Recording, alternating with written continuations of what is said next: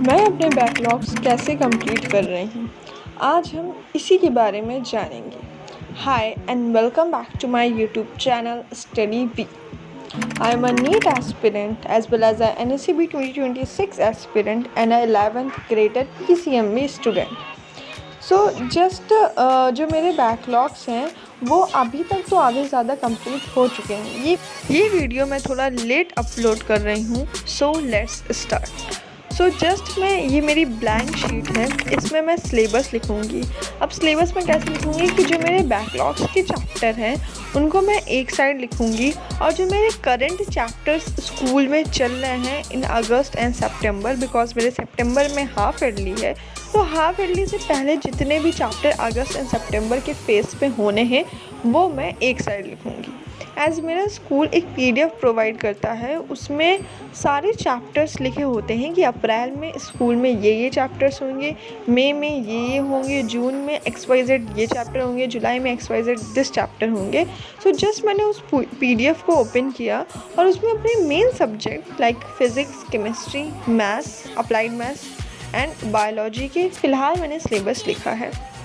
Because other than this मेरे पास English और physical education है जिसका सिलेबस हो जाता है, जिसमें इतना टाइम नहीं लगता। अगर मैं एक दिन भी पढ़ रही हूँ तो उसका सिलेबस हो जाता है, उसमें मार्क्स भी ईजिली स्कोर हो जाते हैं।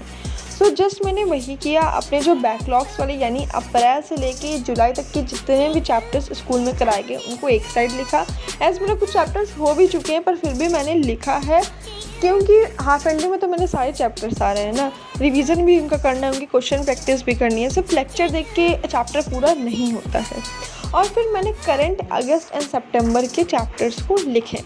अब मैं इसे कंप्लीट कैसे करूँगी?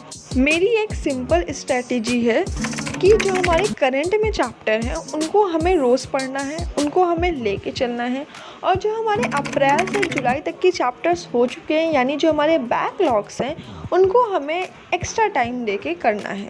लाइक मैं बैकलॉग्स के लिए 3 आवर्स देने वाली हूँ अदर देन जो मेरा करंट सिलेबस है उसको छोड़ के। आपको भी ऐसे ही करना है। बैकलॉग्स कंप्लीट करने का सिंपल है कि तुम बैकलॉग्स को एक्स्ट्रा टाइम दो, लेकिन बैकलॉग से तुम्हारा जो करंट सिलेबस चल रहा है उसमें कोई इफ़ेक्ट नहीं पहुंचना चाहिए। बिकॉज अगर तुम्हारे करंट सिलेबस पे इफ़ेक्ट पहुंचेगा देन वो और बैकलॉग्स तुम्हारे बढ़ते जाएंगे।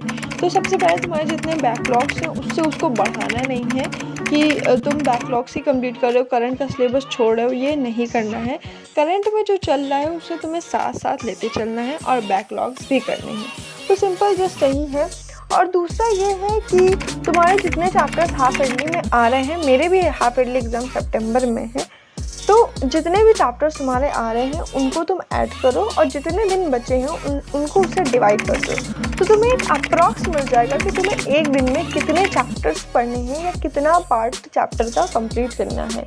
इस हिसाब से तुम्हें समझ में आएगा कि तुम्हारे पास टाइम बिल्कुल नहीं बचा है और तुम्हें फिर जल्दी जल्दी सिलेबस करना पड़ेगा, तुम्हारे ऊपर एक प्रेशर बन जाएगा।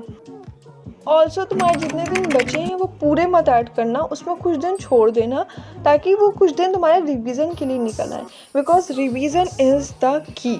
अगर तुम रिवीजन नहीं करोगे तो तुम जितना भी एक बार चैप्टर पढ़ के चले जाओ तुम्हारे क्वेश्चंस नहीं बनेंगे जब तक तुम उस चैप्टर को 10 बार नहीं पढ़ोगे। जस्ट यही मेरी स्ट्रैटेजी है, यही मैं करने वाली हूँ पूरे अगस्त में। तुम्हें मेरे स्टडी चैलेंज में सब कुछ दिखेगा कि मैंने किस दिन क्या क्या पढ़ा। मेक श्योर तुम चैनल को सब्सक्राइब कर लेना ताकि तुम्हें कोई भी ब्लॉग या कोई भी शॉर्ट्स में जितने भी स्टडी चैलेंज चल रहे हैं वो मिस ना हो जाए। This is the whole video. अब मिलते हैं तुमसे नेक्स्ट वीडियो में विद अ न्यू ब्लॉग।